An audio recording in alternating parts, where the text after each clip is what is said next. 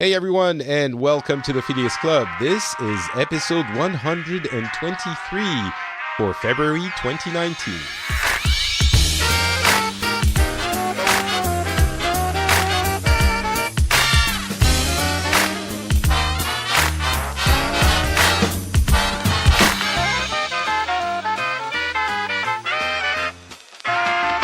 Hello everyone, and welcome back to the Phileas Club. In this show, what we do is that we get people from different countries, different parts of the world. We get together and we talk about what's been happening in our, well, I was going to say lives. I guess part of it is that, but also what's been happening in our countries and in the world in general. And we get different perspectives, different angles, different cultural backgrounds interpreting the events of the world. Hopefully, you get something out of it. We get fun out of it. Well, fun is the hope.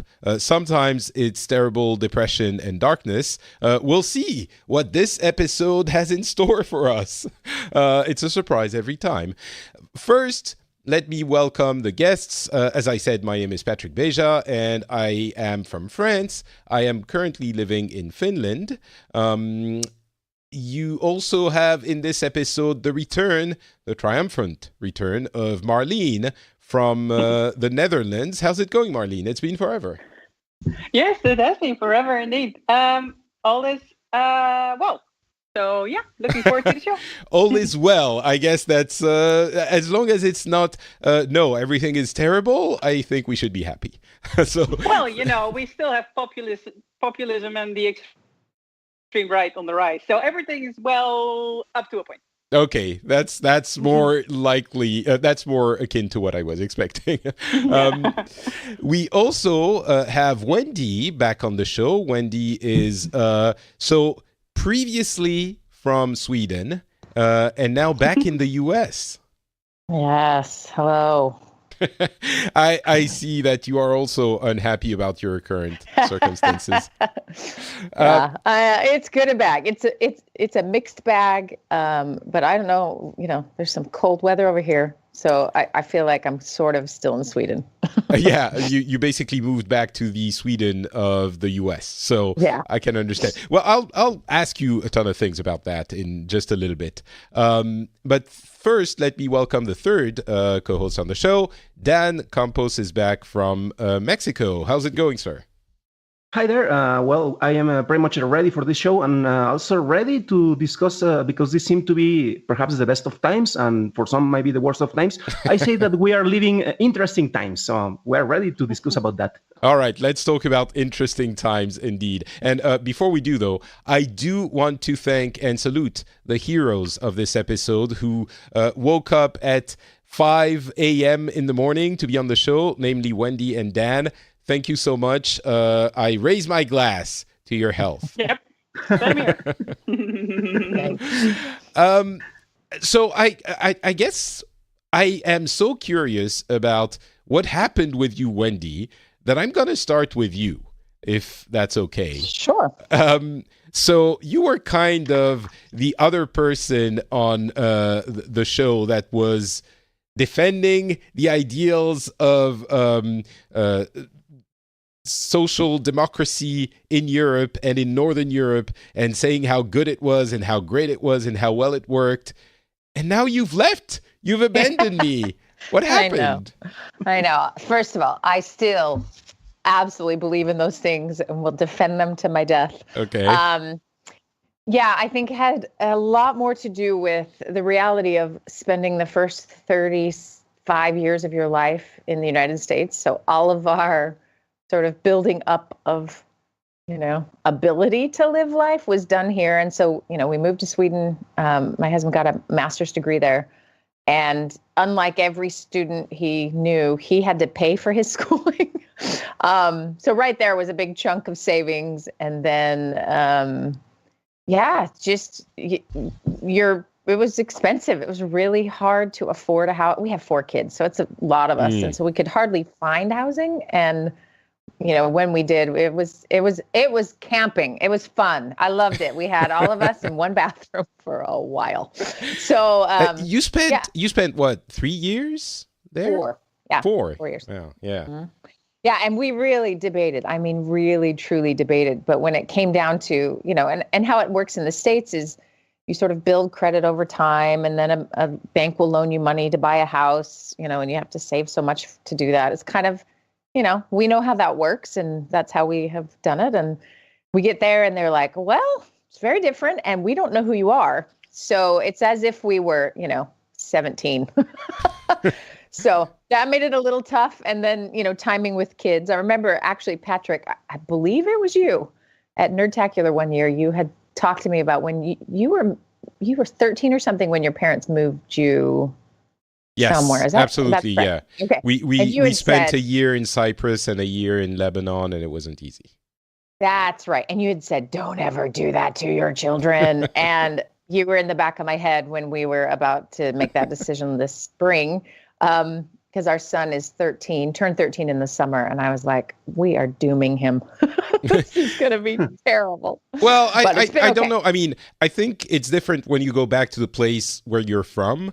Right. And even though I am actually from that neighborhood, I hadn't known it for all my life. So I think it was different. Right. But, right. And my kids have been really funny. They've never met Trump supporters before in their lives. And so they are having all sorts of interactions they never thought they would. And they've made a lot of comments like, Americans do this. And, oh, really? That's how they still see the world. And it's pretty funny. And it's true. Americans do weird stuff. And so in their minds, they're kind of too cultured now. And yet it's also very familiar. And the language, of course, is easy. And so it's been a good move. And we chose Minnesota. So my husband actually still works for this company in Sweden that he worked for before. And I can kind of work from anywhere. So we just threw a dart at the map and we tried to choose the Sweden of America, which this is where the Swedes stopped when they immigrated here. They came here. And it's because of the lakes. There's lakes everywhere. And that's how Sweden is. So there's that. Plus, they've created quite the functional community here. So we are benefiting from the Swedish ancestry, at least. And I mean, it's not just about the weather. We were joking before we started recording that there's some kind of healthcare system as well. There's some social safety nets in Minnesota. There are in the sense of it's a state that's just run well. And I will, let's get political real fast, it is a purple state, which is why we chose it. I don't want to live where everyone believes all the same thing. And here you've got a good mix of both liberal and conservatives and, very polite. Everyone is very nice. So, there is the when conflict. It's your neighbors that's kind of what we try to do on the show, get you to actually talk to the people that think differently. But I think when it's your neighbors and people that you interact with all the time, it's kind of difficult to be as antagonistic as people often are in the media or on social media, I guess. Right. And I have asked a few friends here, like, how do you know how to talk about it or how does it get brought up? And, and there's just a general overlying politeness that is expected. It's like we're like the American Canadians. And my son said, Minnesotans are like Canadians with guns. So we do not have this sort of healthcare safety net that you would be thinking of, but we have a pretty functional version. And, Obamacare has really benefited. My experience is I skipped all Obamacare and I came back and had to buy my own insurance here. And it's expensive. But sort of Minnesota has made a bunch of rules that make sure that kids have coverage and dental care and some other stuff. I half expected you to say they've made a bunch of rules to make sure that kids have guns. You didn't go that route. No. I've been thinking for a while, I would love to do a special episode on expatriates and people who experience different cultures and who maybe even come back to where they were from, and how they see the world differently or their country differently after that. I think that's an interesting thing to discuss. Maybe we should do something like that in the next few months. I have lots of thoughts on that. I'm sure you do. And I do as well. And many people who have been on the show have had those sorts of experiences. So let's think about that for a future show. But since we're already talking, Wendy, let's go with your local stories, or whatever has been making the news in the Sweden of America. What's up in the U.S. or in Minnesota? Well, it's really cold. And maybe no one's paying attention or worried about us over here, but we have definitely had a crazy cold winter. Now, for us, of course, we're like, okay, is this how it is here? And because, we've never actually lived here. We did live in Vermont many years ago, and that place is just that's real winter. So I'm going to talk in Fahrenheit here, but for those who need Celsius, I can do that as well. But -40 is where Celsius and Fahrenheit meet. Okay. And this January, end of January, we had 4 days that we called it the polar vortex. And it's where these polar winds blow down, and they kind of just go right. It's kind of like a knife going right through the center of the U.S. and makes this V shape, and all the way down to the south. So there was, some freezing temperatures in Florida and Georgia, and that's where the crops all die when it gets too cold. And so it was -46. Jesus. Yeah. So it was pretty crazy. So we did lots of fun experiments. You can boil water, take it outside, throw it straight up in the air, and it evaporates immediately. It's amazing. And that's the extent of how fun it is. So that is a thing. And it's kind of, we have another week of it hitting. And these are temperatures that are sort of -20, 25 degrees Fahrenheit, lower than typical. So we really are having a weird winter. So it's a thing. And I think it's starting to affect, like we had snow in Hawaii a little bit where there's never been snow before. Blanket of snow in Seattle, which is very uncommon. A couple other places that just don't ever see snow. Up here, I think it's just normal. Everyone's like, oh, it's a Tuesday. Yeah. So not a big deal. I'm sure that Dan and even Marlene to an extent are hearing this and going like, this is like the moon. What are you talking about? Yeah. It's funny because we also it's my first full winter in countryside Finland. And thankfully, it let up in February, which was earlier than previous years. But if it hadn't, I've been complaining about this on Twitter, it would probably have been one of the snowiest winters in recorded history. January was the most snow the country had ever seen in a month of January. So it was crazy. We had -20 degrees centigrade, which is pretty darn cold, not -40, but pretty cold for, I guess, a week, but it was hovering between -10 and -20 for a good while. And mostly it was the snow that kept falling to the point that maybe I've mentioned it on the show. I've never experienced snow not melting. It falls. Yeah. And there it stays, and so you have to put it somewhere. And at some point you don't have any more room for the snow, and it keeps falling. It was getting to be a real concern at some point, but thankfully it started getting a little bit warmer. But the point I was going to make is it's also the first time I've experienced this. So for me, it's like, all right, I guess that's how winters are around these parts. But apparently it's not always that bad. So I have hope for next year. But I guess it was a little bit of the same experience for you. Yeah, and this is funny because I think weather has a lot to do with why Scandinavia works the way it does. At least that's my theory. I have a friend who works for the UN, and they've done actually quite a bit of research on climate and how it impacts various countries and sort of human behavior. And we know a lot about... You have to work together or you're screwed, essentially. Exactly. You'll be dead. And if you don't prep and you don't think things through, you're going to all die, together. So I think there's some relatability there with Minnesota. I think, you really would die. Like you have to take care of your homeless here in a very different way, or there would be just dead frozen bodies everywhere. Like you can't ignore that problem like you can probably get away with in California and other places. So it's funny because the local news in Sweden feels very similar to the local news here. It's like I just pulled up what is the most recent news, and it's like world record for longest ice hockey pass is set in the state of Minnesota.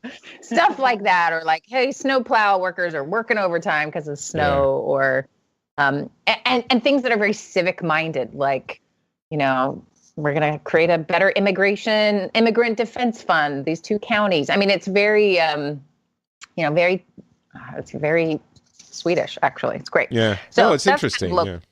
Local stuff is fun. National stuff, that's another story. Do you want to discuss it, or should we keep it for another time? I guess it's the thing is, it feels very similar. I don't know that it would bring anything to the table to talk about all of this again, but I don't know. It's your call. Well, and maybe it'd be interesting to hear from the 3 of you what you think about maybe as a bigger picture of, like, just as a main, like, diet in the U.S. is what is Trump doing constantly? What illegal activity of people in his close circle, you know, that type of thing. I just wonder, what do you guys think of all that? Yeah, I think so. I'll go to Dan and Marlene in a second. For me, it's getting a little bit tiring. Of course, there's the Trump and Un meeting that's happening in a couple of days. We've heard about that a lot. But all of the investigations and testimonies and all of that, which seem to reveal more and more levels of illegal, questionable behavior, it's kind of, all right, I think we get it. And at this point, I'm waiting for the final, this is what happened, this is how it turns out, this is what was illegal, this is what wasn't. Because my filter is social media. And on social media, essentially, every weekend, it's like, did you see this incredibly impeachment? Like, oh, that's it. We're going to. And I'm like, all right, is it like that every weekend? I get that there's bad stuff and probably actually illegal stuff, actionable, condemnable stuff happening. But I don't know. It's as it does on everyone, it's wearing on me a little bit. Dan, what do you think? Are you hearing about all of this as well? Yeah, it actually perhaps is not as on the news as it used to be when Trump first came to the presidency in the U.S. But it's also similar to what you mentioned, Patrick, where we're kind of tired about that. And also because it reflects in a way what is also happening in our country. So it's like, oh, yes, we have problems of corruption, of shady deals or stuff that perhaps shouldn't be happening with a governor that it's working at in the United States. Oh, same, like it's exactly the same that we're having right now in here. And in some particular situations, for example, the trade deals, that it's one of the constants that have been perhaps more in the news in here when it comes to the United States, because it affects us the most, all the deals and the aftermath perhaps of the NAFTA renewal. It's something that it's more, in this case, more important for us, because the rest is like, well, yeah. It's very local to the US, yeah. Exactly, at least in this particular situation. Yeah, it does feel like, I mean, it's not to diminish the issues that are being presented, but it does feel like maybe some of those things, if they had happened under a different presidency, would have led to more,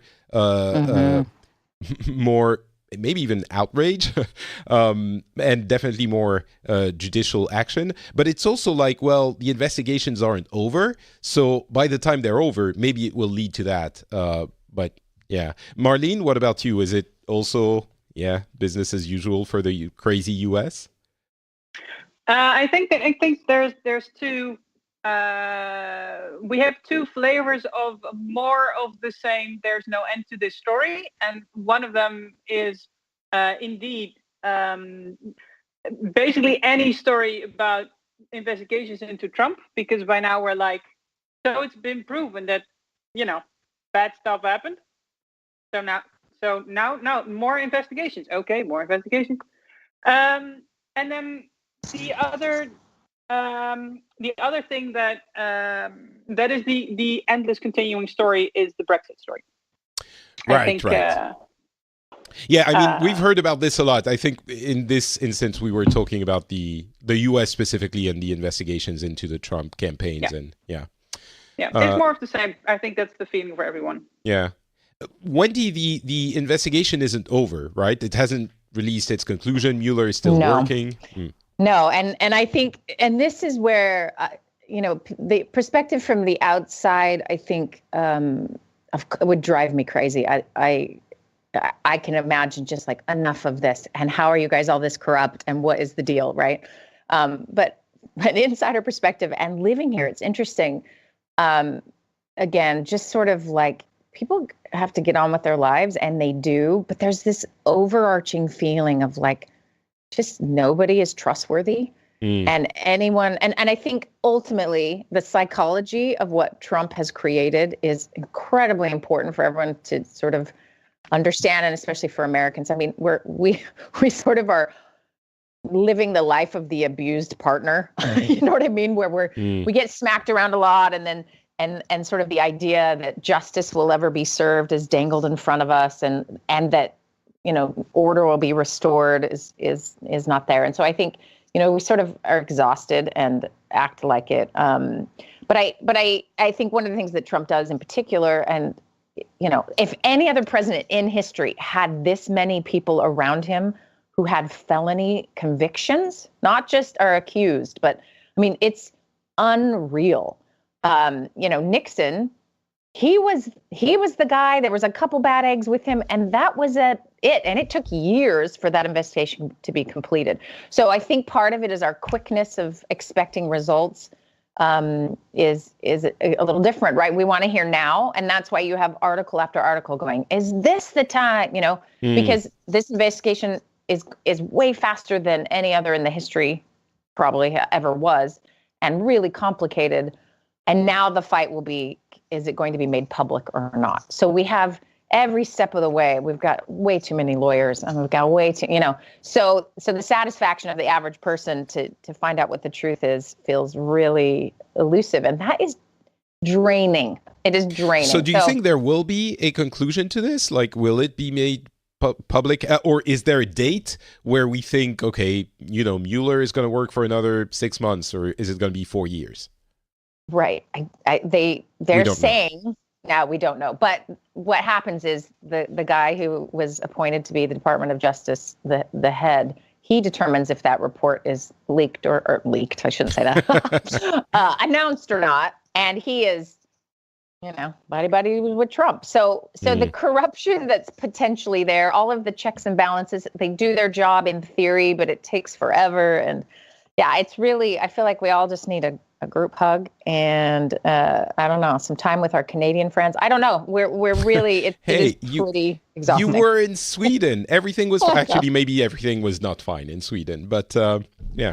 It was pretty good in Sweden. In fact, I looked up the news there. I'm like, what is actually happening there? And it's still just kind of fun and sweet. And yeah, they have some problems, of course, Yeah. I learned that, I didn't know this, but the most ISIS members as European citizens come from Belgium and Sweden. So that's the ugliest news I could find in Sweden. And there's a big story about this, of course, which I think resonates with the U.S. is what do you do with the defeated ISIS members who want to come back to their countries that they left to fight the jihad, the holy war, and no one wants them.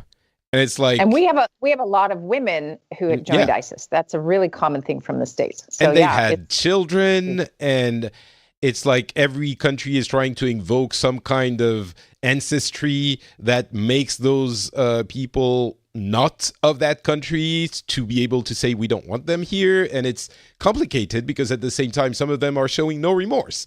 They're like, yeah, I went to fight against, the corrupt Western world, and I'll do it again. And like, I think it's probably the most human thing to do, to bring them back and put them in prison, probably. But can you blame someone for saying it's probably best if you don't come back? I don't know. We need our own little island somewhere. Yeah, because that's the thing. What do you do with them? Do you leave them like to be literally condemned to death in the country they're in, even though they are actually a citizen of your own country? I don't know. It's a complicated one, and one we could discuss for a long time. But Right. Okay. Well, thanks for the report on America and Sweden and America in general. I'll talk about France for just a second because it's very short, and I'm sorry I don't have a lot to report on because it's the continuation of what's been happening in the past few months. It's essentially the follow-up to the Gilet Jaunes movement and the continued distrust of the government who's trying to regain the love of the public opinion, trying to do it. It's difficult to evaluate because the voices you hear the most are, of course, the voices of the people who are unhappy.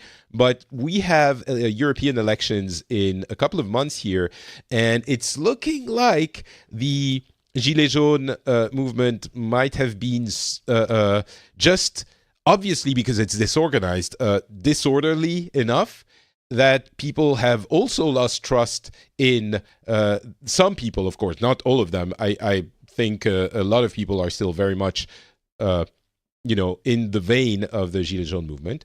But there's a lot of people who are also getting back to the government thinking, all right, that's kind of enough.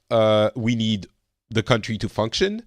And it might show in the as a surprise result in the European election. So we'll see what happens there. The results of the Grand Débat, the great debate that I talked about last episode, will be made public in the month of March. So I think at that point things will move along a little bit. But for now, we're kind of in this weird holding pattern where we don't quite know where we are beyond the fact that some people are very unhappy and we don't quite know how to fix it. So we'll see. Dan, what's happening in Mexico? As I mentioned at the beginning of the show, we're living interesting times.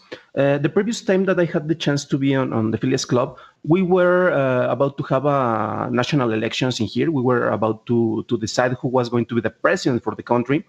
And the winner is Andrés Manuel López Obrador, AMLO, as he's also known. And he represents a constant fight against the status quo. To be quite honest, I wasn't really sure. Actually, I expressed my skepticism for him to win.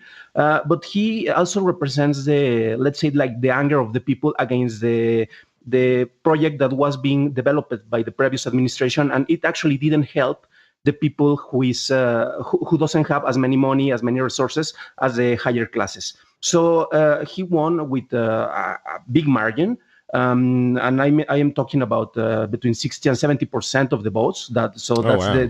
the cleanest elections that we have. That's also the ones where the real majority voted for him. And I perfectly understand that we needed a change, and he was the person who was very much with the flag of change, and he has been promoting this supposed change for at least 18 years, and this is where it comes to be something interesting. In Mexico, let me interrupt you for just a second. What kind of change is he talking about? Like, are we seeing the same kind of movement we've seen in other places, which is more popular classes feeling left, feeling abandoned by the enrichment of other classes of the population and the world, or is it something different?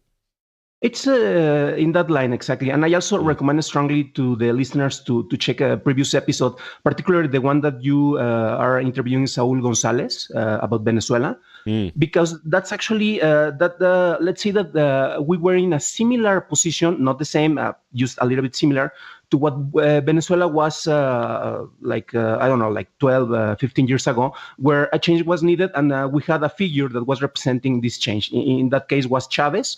I am not trying to establish a direct relationship between Chavez and AMLO, but I am saying that they were representing the change that most of the people wanted to see. And for example, in Mexico, we had one main party that was in government for about 70 years. Then we changed to a different party for 12 years. Then the original party came back for another 6 years. And then we have finally a change with AMLO.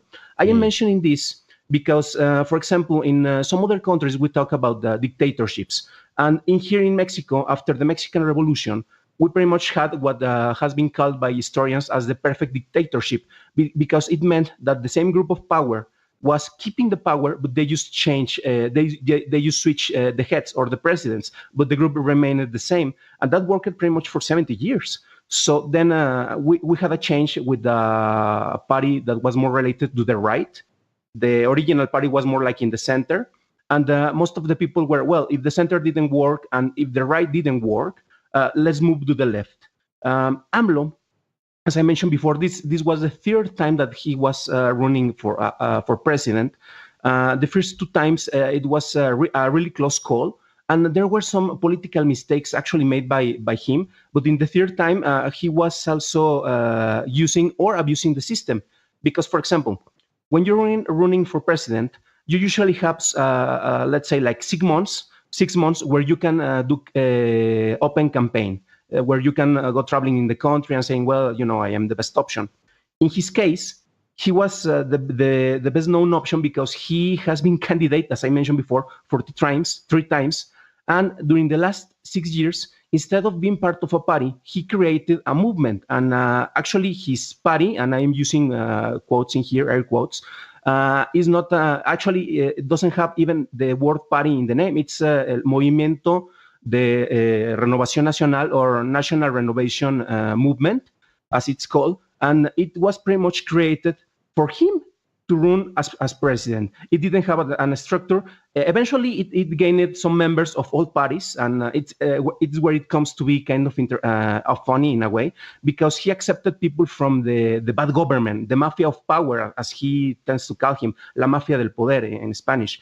So he accepted corrupt members of different parties to make his party bigger, to have more presence in different parts of the country. But he pretty much appeared in all the publicity for different candidates. So he has been running with his image for more than 6 years. So he had an extended campaign, and that actually helped him to be more in the presence of the mind of So he was voters. partnering with people who were already in the public eye by sort of tagging along in their campaigns, and that would increase his visibility. And essentially, it was him campaigning without campaigning. Is what you're yes, saying. but also, and I want to make to clarify one point. It's more like they were tagging along with him. If you saw, for example, a candidate advertisement, a candidate banner in a different state of the country, you saw at the left, yes, the picture of the candidate, Juan Perez, just to say one name, a fictitious name, Jaunes. And at the right, in the very same banner with the a bigger picture, you saw AMLO. So it's like, okay, I'm going to vote for the smaller picture in the left, but he's representing the guy in the big picture on the right. And most of the people actually sees as that. We had also different elections for different states and municipalities in Mexico City. And most of the people were following what we call the efecto AMLO or the AMLO effect. That is like, I'm going to vote just for the party because the leader of the party is this guy. I don't care if the other people, it's a corrupt person or something that I really don't care. But he represents the party that it's representing the member that it's going to bring change in Mexico. Is that illegal? You were saying it was bordering on illegal. Yes, because you cannot do campaigning for, let's say, longer than 6 months, and he was doing it for over 6 years. It's perhaps just a small mistake. I actually don't want to overblow that, but that's what helped him a lot to be in the presence of the mind. How long has he been president now? He's about to enter the 88. He's about to go into 90 days. So so I guess it's still very early to be judging what's happened, but maybe you can tell us how the first 3 months have gone. Yeah, we have some things, and I mentioned at the beginning that perhaps we're living in the best of times or the worst of times. That it all depends who you ask. For most of the people, he actually right now has a rating approval of 80%. It actually grew from the voters, and he has more acceptance from most of the people in the country. But if you ask, let's say the people who is, I don't want to use this word, but more informed, the people who know more about economics, who actually read what he's proposing, that 20%, perhaps it's a smaller percentage, but they are actually getting stronger in the criticism of the measurements. And there are some reasons for that. You seem to be dancing around the fact that you're not a fan. No, and I say it publicly. I am not a fan, but I want to present as close to objective opinion in this case. But Yeah, I no, am that's fair. openly against him. So So why? that's not a Just secret. tell us what you think he's not doing right, Okay, and, so and maybe for what you example- think he might be doing right. If there are some things you think, I don't want to cast a negative No, light a priori. Don't worry, and he actually has done a lot of stuff right. For example, he has elected a person for public positions in the government that are actually the people that know the most about different topics. But he also has elected some people that are not, let's say, the best fitted for a lot of departments. Some of the examples that happened during the last month, for example, we have the CONACYT, which is an organization that is in charge of technological and scientific projects here in Mexico. And in there were a couple of positions that were filled with people that are not, that are, let's say, like more in the line of the president, but they are not the ones who have the best knowledge for the positions. Two of those positions were one filled for one guy who actually didn't finish his studies. He was, I don't know, like in the second or third semester of his bachelor degree, but he got a coordination of one of the departments. And a lot of people were like, okay, so he's getting a salary that is like, I don't know, like 3 times or 2 times better than most of the people. And he's not qualified for this position. Okay, perhaps it was a mistake, or perhaps he has different qualities that are not being reflected by the degrees that he has earned. But they also had in a different department in the same CONACYT, one person whose only experience was that she was a fashion designer, and she was in charge of one of the departments of science and technology. So there were some problems in there. After this came to light, the first guy that I mentioned, he quit. He said like, okay, I don't want to be in any problem. I didn't want this charge, so I am going to leave. And in the second position, they were like, okay, but she has a lot of experience. Yes, show me the money. Tell me where is her experience. And she actually was fired. Okay. All right. But that seems like, I don't want to be dismissive, but small instances of corruption, right? Yes. It's not big policies or, yeah. Yeah, but that gives like perhaps a small step. We have 3 major instances and that came, for example, like populist movements. From the time that he came to power, he had very specific promises. For example, one of that was to cancel the airport that was being built at the time. And actually I mentioned that in the previous episode that I have the chance to participate, but it was canceled just because it represented the old government. It was going to bring a lot of improvements because the local airport that we have right now in Mexico City is insufficient. Mexico City is an area where it's really difficult to land a plane because we're all surrounded by mountains. So they're going to build a bigger airport to improve this. He just pretty much said, okay, one of my promises is that I was going to cancel in here. However, I'm going to listen to the people. I'm going to listen to the pueblo sabio, as he says, the wise people. And he made like a national poll, which was with a lot of irregularities. It wasn't directed or coordinated, but any of the official instances that we have, like the ones that run the elections, it was just elected by people who was in favor of his party. And these elections were taking place in places where the majority of people voted in favor of his party. So, for example, you have elections all around the country to vote about an airport that is going to be built. Well, actually, it's already been built. It has a 30% of advantage. And we're going to make a poll. And people from Tabasco, for Baja California, for a different part where we have a strong presence, are going to vote about this. And of course, he got the numbers because it was a poll that was already pre-designed in his favor. After that, he made a different poll. Sorry. Again, I don't want to dismiss your concerns. I'm curious if the other people on the show have the same impression as I do, and maybe that says something about the world we live in, but it feels like when someone isn't saying, I'm going to talk about Brazil for a second, but like, we should kill black people in the street, then it's really not a big deal what the scandal is. And the impression I get, basically, if the people we don't like aren't Trump or Kim Jong-un or Bolsonaro or people like that, then it's like, yeah, he's a politician, whatever. Do you feel that way, Marlene, maybe? I know you have your problems with your own populists at the moment, but I'm listening to Dan, and I'm like, that doesn't seem like such a big deal. I don't. Yeah, it does sound like in Dutch you would use the word. It's a luxury problem to have. If these are the kinds of scandals. On the other hand, I can imagine that if you see that corruption is a really big issue, especially if really grotesque corruption, maybe like an issue elsewhere on your continent, I can imagine that signs of corruption, like, they weigh heavier. I could imagine that would have an impact. I don't know if it feels like that for you, Dan. I don't want to put words in your mouth, but I could imagine that sort of when it reeks of corruption, like, this is not a road we want to go on. Especially when that sort of feels. Especially when the guy is coming in saying we're going to change things. Yeah, and for example, just to finish the previous point, and I mentioned the national polls because we had the third one this last weekend. The second one was for a project that the president was all in favor. So pretty much it was like, let's pretend that we're going to have a poll.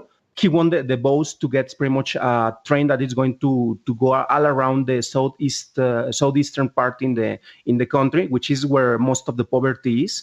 And pretty much went as he expected. He proposed to build the train. The local, some people of the local communities were against it, but well, the majority won.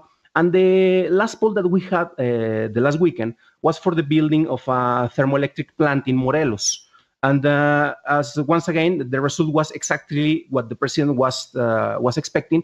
However, it's kind of shady in the case that about 1 week before, the main oppositor of this plant that was actually built, that was a project from previous administrations, Samir Flores is his name, he was killed. And with killed, I mean like a couple of people went in front of his house and actually just gone him.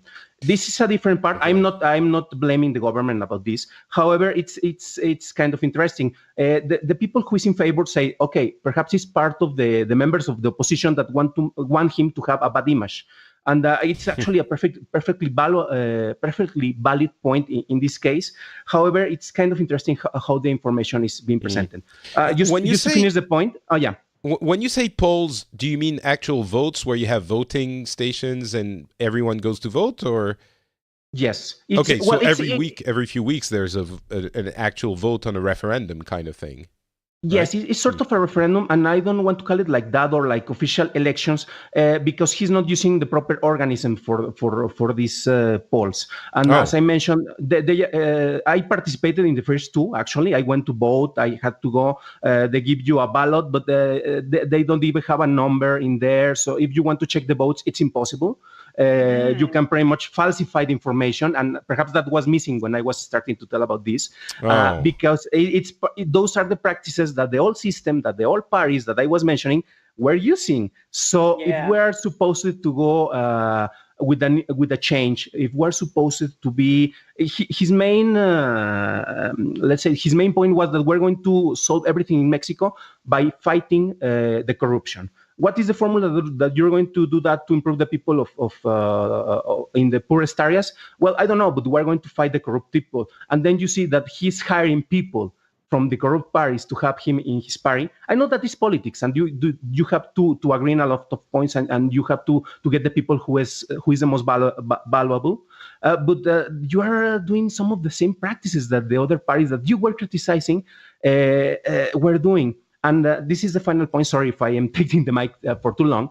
Is that, for example, he's supposed to represent change, and he has been fighting for so long for this change. And most of the proposals that he's doing are involving in taking the power of the different organizations, for example, the Supreme Court here in Mexico, and having all in his favor. Some of the other points that were being made actually a couple of weeks ago, and the last week we had the resolution, is that we're going to have a civil guard, a civil army that is going to be fighting because the local police is insufficient to fight the problems that we have with drug lords. So the first proposal was rejected for the opposition.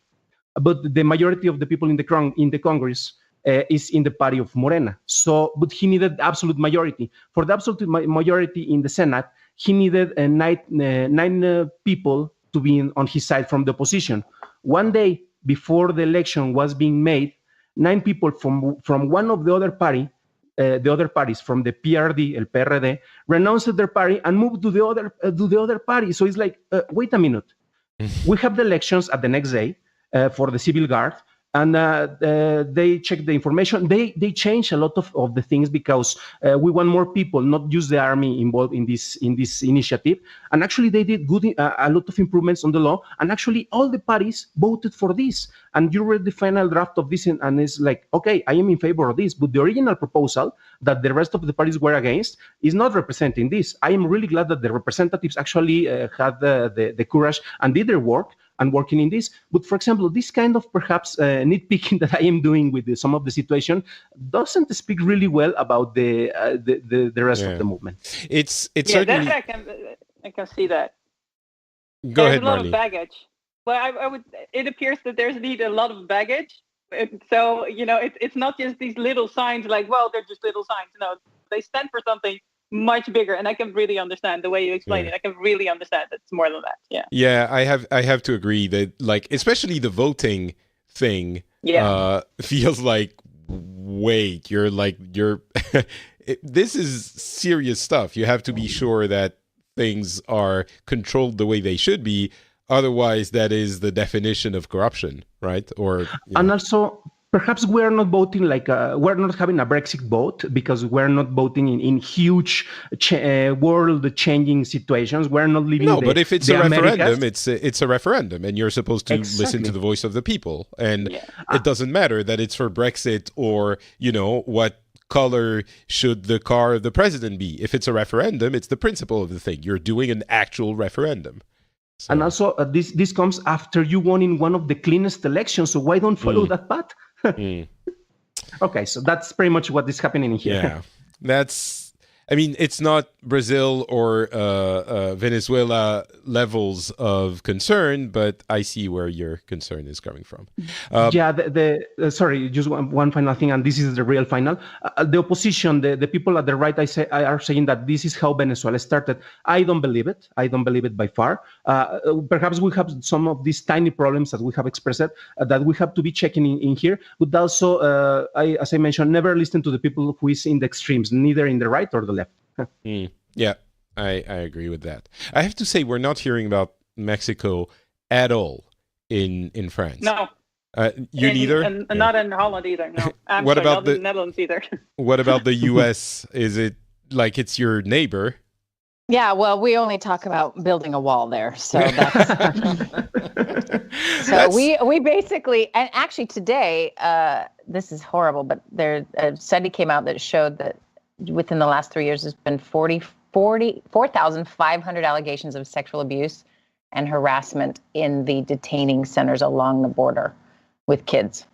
So our news about Mexico is just how badly we treat them. So that's it's terrible, but that's what we hear is build a wall or wow, look how inhumane we are. So one of those two. Is the wall done? It feels like the government shutdown is over and he's not going to get his wall.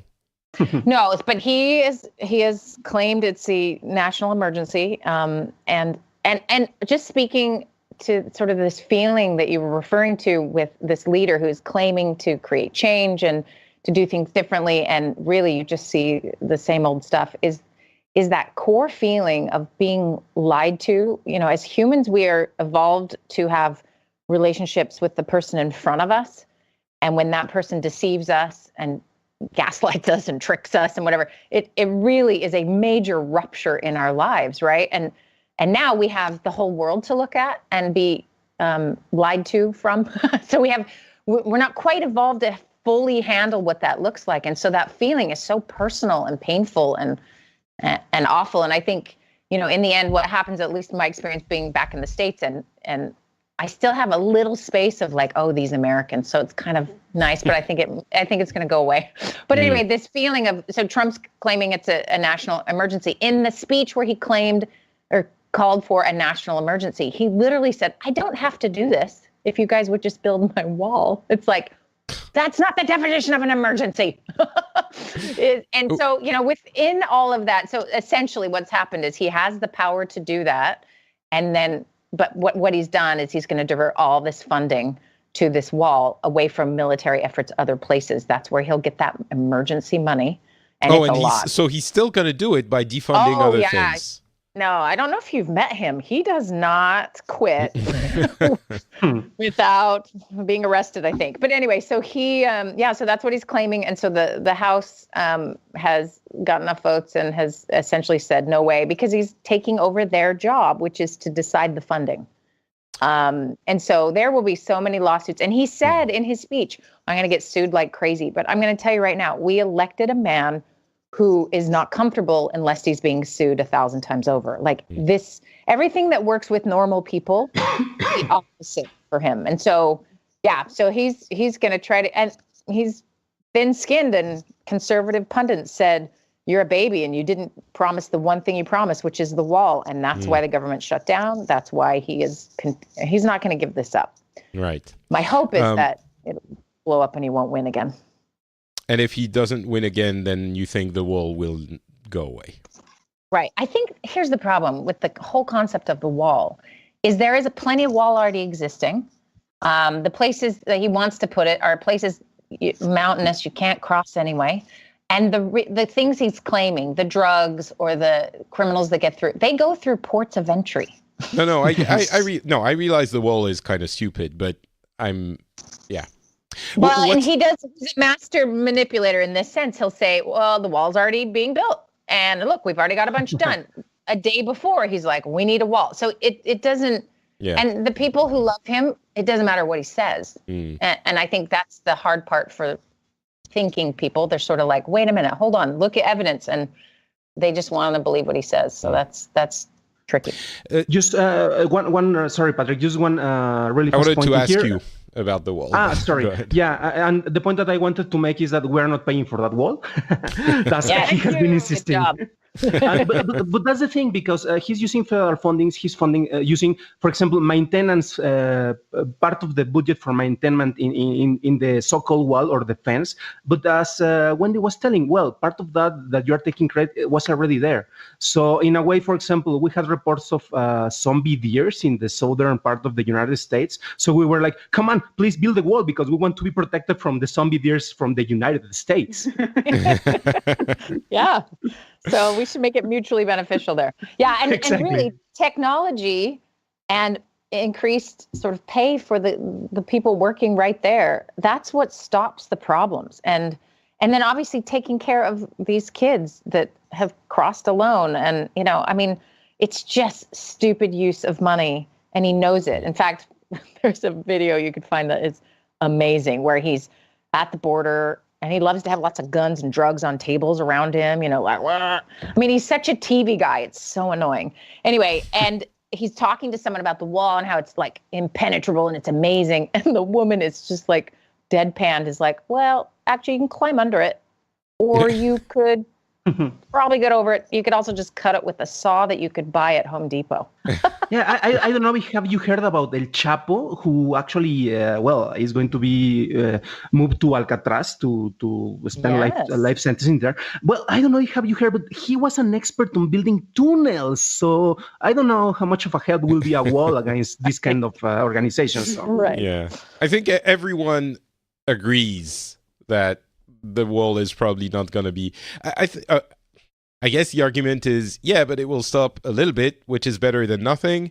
And anyway. All right. This is not the wall episode, but we're probably all in agreement about that stupid wall. It's what we would all agree on is that it's not worth it. Whether or not it's efficient or it would work a little bit or a lot, I think the amount of money that's going to be sunk into it is not worth it. All right. Anyway, didn't mean to.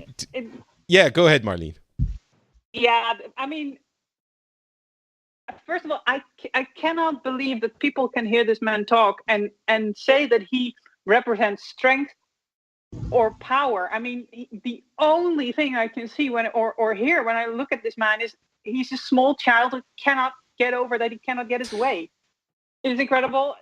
And then on the other hand, I mean, the only thing that he wants a wall for, and that I feel at least a part of the people that support him in wanting to build a wall for, is to be able to say, you don't belong here.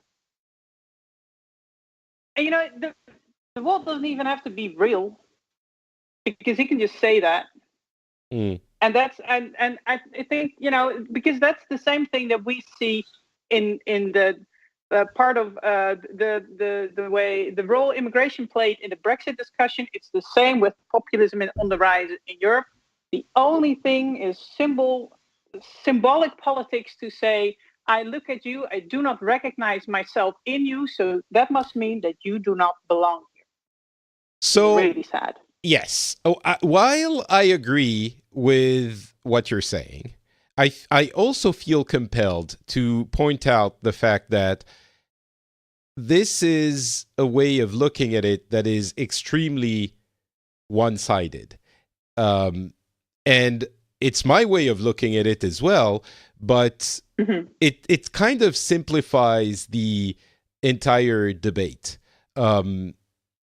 I think there are reasons, good or bad, to think about immigration. And the way you're portraying it, is kind of dismissing the entire conversation about immigration. And I understand you're doing this because the way the conversation is being had in that instance, and in many instances, is deceptive. But I think that over the course of the 10 minutes we've discussed this wall, and we have kind of let ourselves slide into a very tunnel vision view of the issue. And that's a function of the fact that we are all in agreement. And I also acknowledge the fact that wall, I don't think, is a good idea. I acknowledge the fact that Trump is an angry child. But there are some people who think that some of the things he's saying make sense. And I think if you are willing to listen to it in the way that they do, it's not incoherent. There are some things, some frustrations that he's expressing that do make sense.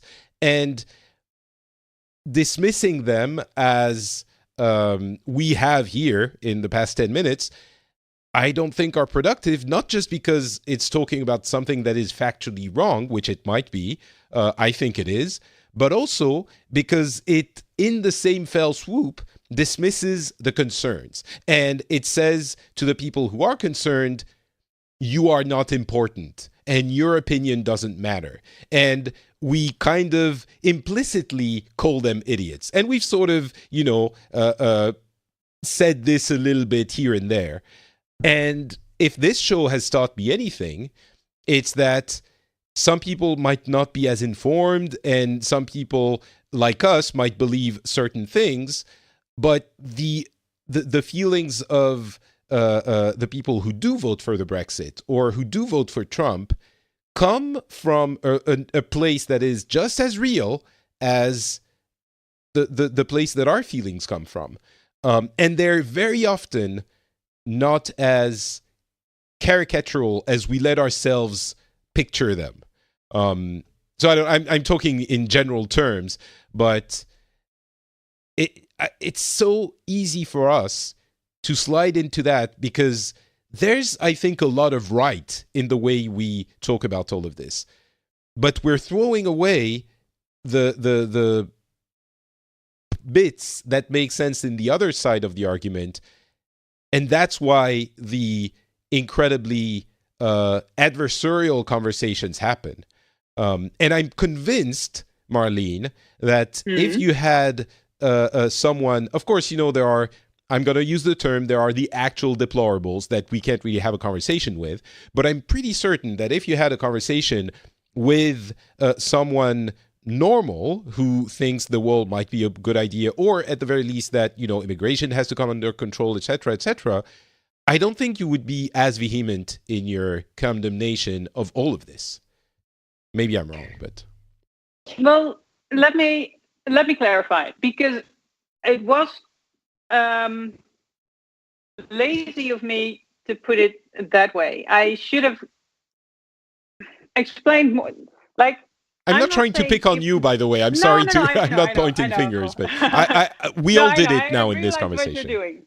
I realize what you're doing. I'm not trying to say that there are no issues with immigration, and I'm definitely do not want to say that people who honestly feel scared and people whose income hasn't risen, people who have trouble finding housing, who feel that they don't have access to the things that they have a right to have access to. I'm not trying to say, and I realize that in putting it the way that I did just now, that was way too easy to read it that way. That's definitely on me. I don't mean to say that those feelings aren't real, because if you feel that way, those feelings are real. That's the thing. What I am trying to say is that, especially the symbol of a wall, I think,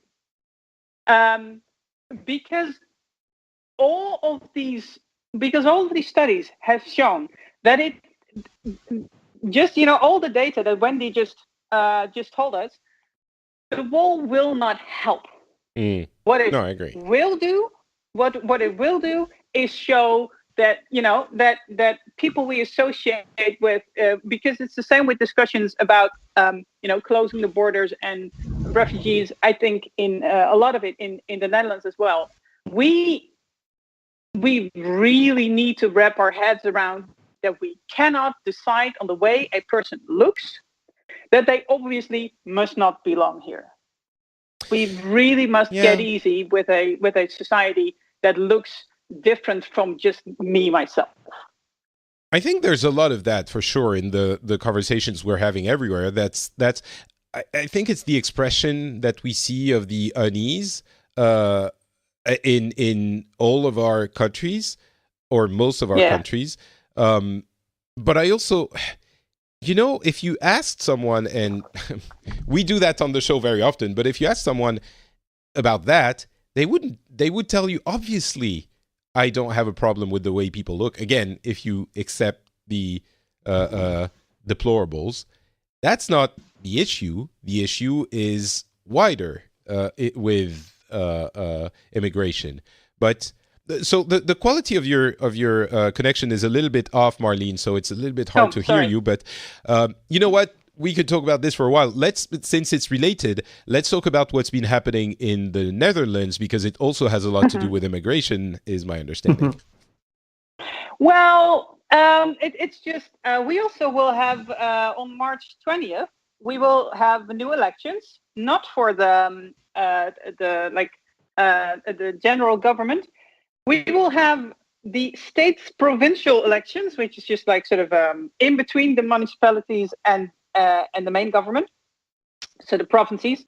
But together with that, we will have our elections. And I'm sorry, the states provincial are important because those people elect the people that will sit in our Senate.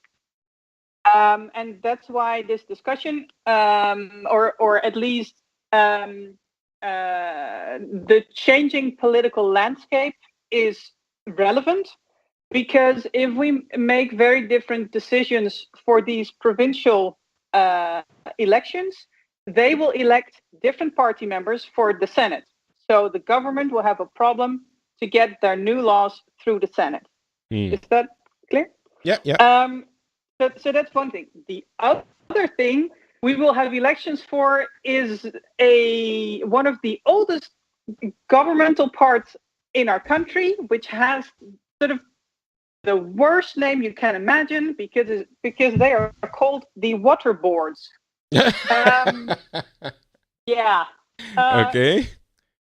Which are in fact the Dutch are a country. We have a long history of fighting the water, and the oldest water boards, who are in fact in charge of water barriers, water quality, water levels, all that kind of stuff, which is, in a country with so many polders as the Dutch, it's really quite important. Right. And they're actually among the old. I looked it up. My water board was founded in the year 1319. Nice. So that's really, and that has been a continual sort of governmental body. So that it really is important. It is also probably the election that has the most difficult time to get people to the voting booth. Because it feels, we're really used to that stuff just being managed. Right. Just being managed. It is really not sort of a... Does it get political on the water boards? It's never not going to be weird, by the way. On the water boards election, does it get political? Is there like strong leftist and right-wing leaning personalities that think the way the water board should be managed should be different?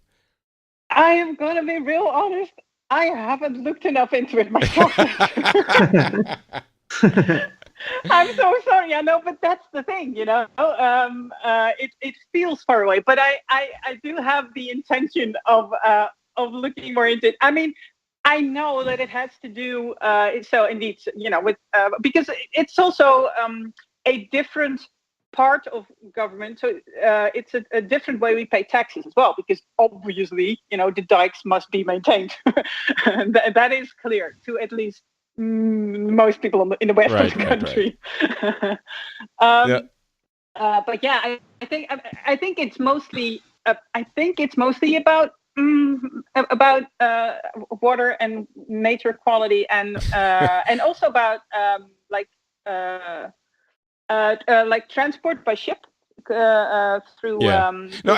It's fine. I think the if you don't know everything, every little detail about the water board, I'm surprised regular people vote on that. I would figure the government would manage it somehow, and you get your management done through voting in the other type of elections. But well, in that case, there is actually a very, very important reason why they're not, for example, not matched up with the provinces. And it is very interesting, I think, because it is also related to, all these other border issues. Because this way of organizing it recognizes that natural borders and waterways do not match up with political boundaries. And that is the reason why they're organized in a different way. So in that case, I actually do think it's relevant. Interesting. Yeah, that's so it separates the power of management and of decision of the natural borders and the political borders, and that's an intentional political design. That's pretty interesting. Natural borders only in the way where it means water, but then again, the Dutch don't really only have natural borders when it comes to water. So yeah. However, okay. I'm pretty offended that you have not caught on, Patrick, to the big fight between the Dutch and the French. I actually have not heard of this. You messaged me earlier. What is happening? Why are we angry at each other? I didn't realize.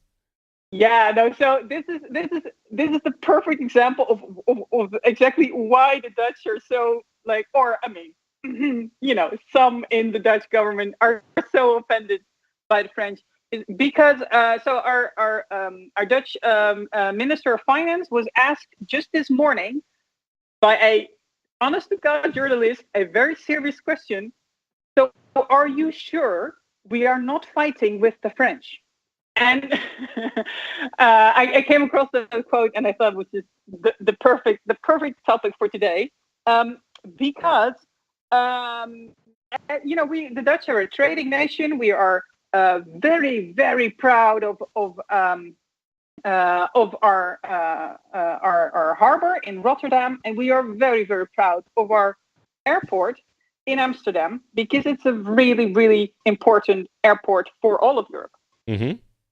We have one major Dutch airline. It's called KLM, and it stands for the Royal Airline. Which is they also have a crown in their logo, because we're still a kingdom. And the reason is, a couple years ago, quite a few years ago, KLM merged with Air France. And it was always portrayed to the Dutch that this would be like a very equal partnership between these two companies. Uh-huh. And the Dutch the Dutch state sold their shares, and the French didn't. And so the Dutch sold their shares in KLM, and the French didn't sell them in Air France. And just yesterday, it was announced that without informing the French, secretly, the Dutch government had bought new shares in KLM because obviously they were such good buddies. Because that's what you do.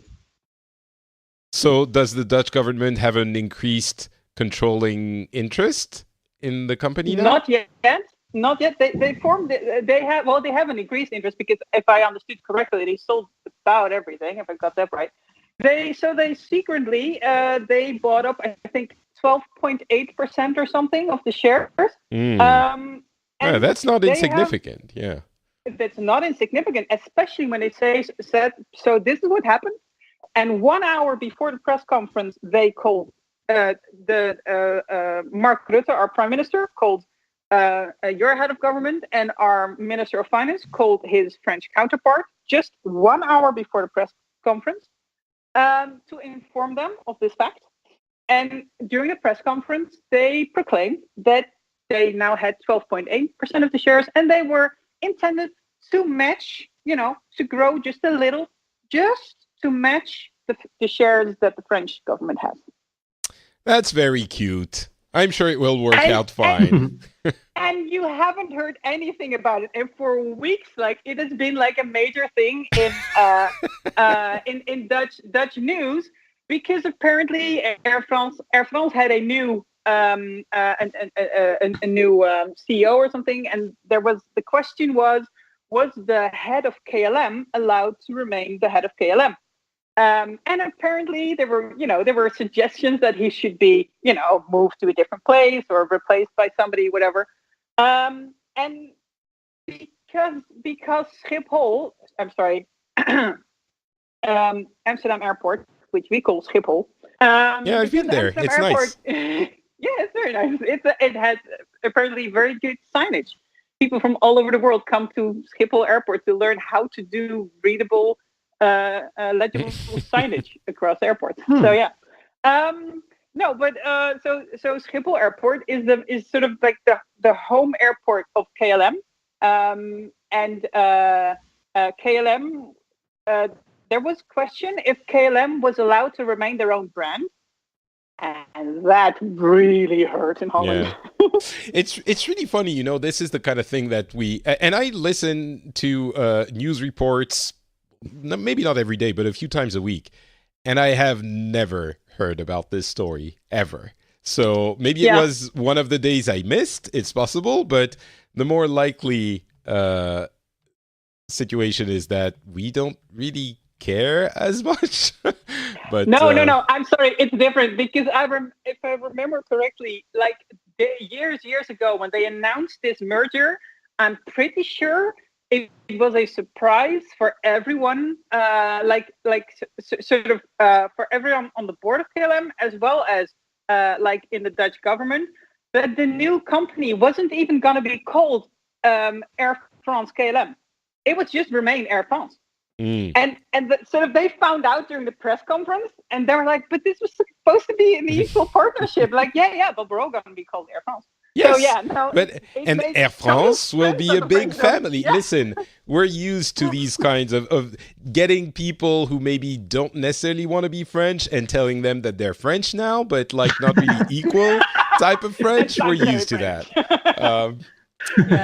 All right, the connection is kind of bad, Marlene. I'm sorry. I think it's a little bit difficult to hear you, as I was saying.